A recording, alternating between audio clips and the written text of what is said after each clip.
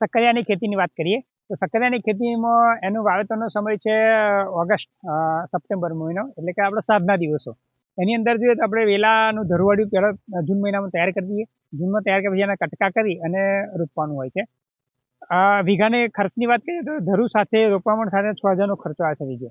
અને સક્કરિયાના પાકની અંદર પાણી ઓછા જોઈએ છે, ત્રણ પાણીમાં થઈ જાય. કદાચ ચોમાસાની એન્ડિંગ હોય તો એકાદ વરસાદ બી તમારે બેનિફિટ થઈ જાય, વરસાદ થવાથી પાણી ઓછું જાય એમાં આવકની વાત કરીએ તો સક્કરિયાની અંદર વેલાનું પણ વેચાણ થાય છે. ગાયો ભેંસો જે ગૌશાળાવાળા વેલા પણ લઈ જાય અને વેલાથી એમાં પણ એક આવક થાય છે.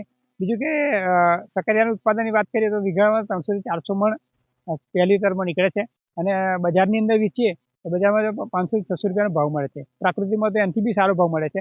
તેથી ખેડૂતને સક્કરિયામાં ઓછા ખર્ચે વધુ નફો આપતી એક ખેતી છે શિયાળુ પાકની ખેતી સક્કરિયાની.